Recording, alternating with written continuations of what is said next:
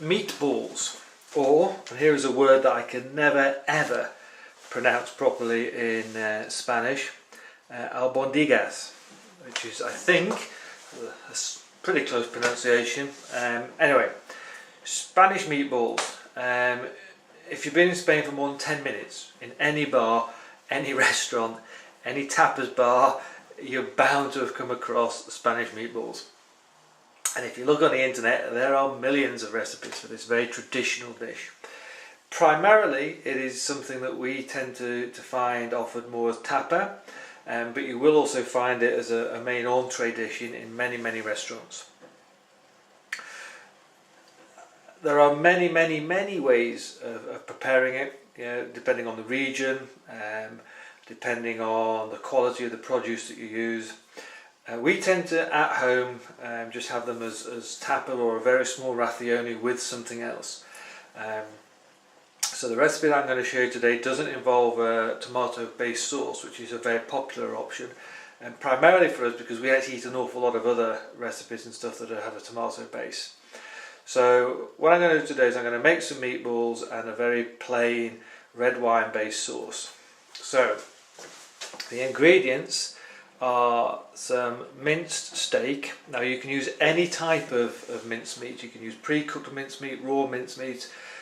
We tend to, because we don't do it very often, we tend to actually get a piece of steak minced up by the butcher and mixed into there some very fresh parsley. So you can probably hopefully see some greener bits in there.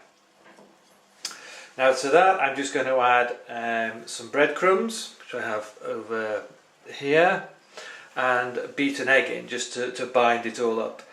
Again, there are other options, and you know, I'll put some of those in the post relating to this video, but you know, that's the simple way that we're going to produce them. And having mixed all that up, I'm going to make them into about a golf ball size meatball, and then I'm going to use a wok just to very shallow fry them until they're brown and slightly crispy on the outside. Again, you know, you can shallow fry them, you can deep fry them, you can do other options, you know, depending on your own preference. And again, because it's a little bit fiddly doing it, what we tend to do is make quite a few up and you know, put them in the freezer and eat them, you know, over several sort of little raviolis with a glass of wine.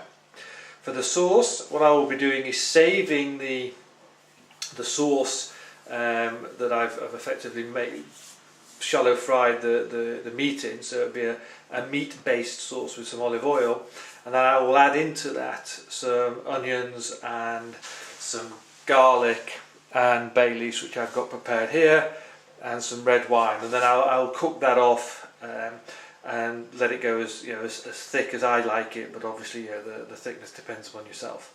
So I'm going to get on and do that, and I'll give you an update as we go along. Okay, so there they are. Now, I think experience has told me that the better the meat, the slightly bigger you can actually make the meatball. Obviously, you know, if you really like your meat well done and you want to make sure that it's cooked all the way through, by far the best thing is to do is, you know, in terms of being well done all the way through, by far the best thing is to make the meatball a lot smaller. If you like your meat relatively rare, you know, in terms of the normal way of having it, cooking it, and if you've bought, you know, like we've done some proper steak and minced it up that way, you can tend to slightly make the meatballs a little bit bigger. But obviously you're going to have to cook them right the way through anyway, but it just is a matter of preference and taste. So must admit they're looking good. So as I said, what I'm going to do now is I'm going to get a wok. I'm going to just olive oil in the bottom and gently fry them. I'm not going to put them all at a time, probably going to do them 3 or 4 at a time, and just keep turning them around. So I'll show you how we get on with that. Okay, so actually I'll just pan out a little bit here, and you can see the wok, and I tend to put the oil in so it comes up to sort of round about halfway on the meatball, and that way I'm pretty sure that I fry it one way and I'll turn them over the other way and they'll be done just about equally.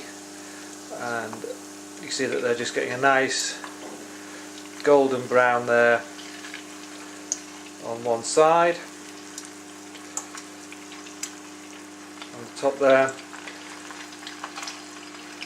Here also there's quite a bit of oil, there's quite a little bit of oil in there, And again, that's because that's going to become the base for the sauce that I'm going to make afterwards. So I'm just going to cook these off. I'm going to cook them all off, like I said, and then we'll put some aside to have for another day, and then I'll come back and make the sauce. So shouldn't be too long.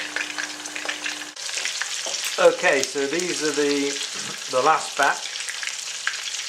Hopefully what you can see is obviously that they're really quite nice and brown and on the outside, but also the oil now has got loads of the juices from the meat in there.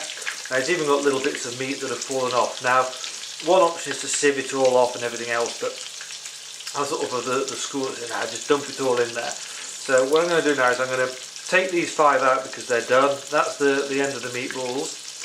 And then what I'm going to do is start on the sauce for them. So the first thing I'm going to be doing is adding some onion, bay leaves and garlic into that oil. So I'll do that and I'll come back when that's starting to cook, okay? Okay, so there you are. Hopefully you can see that this is now starting to become a nice golden brown. Onions very chopped, quite small, so they're not going to take too long to cook. And to that, I'm just going to add some red wine.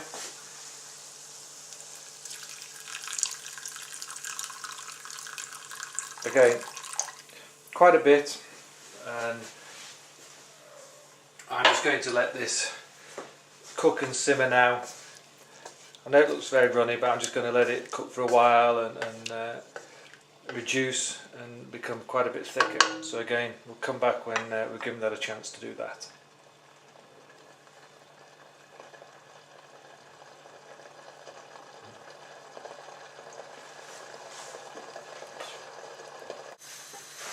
Okay, now that's really reducing quite nicely. Now I'm just going to put into here some carrots and a few little potatoes.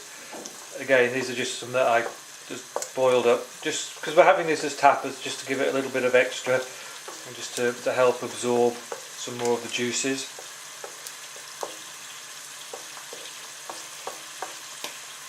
And then while that's finishing off, I'm just going to plonk the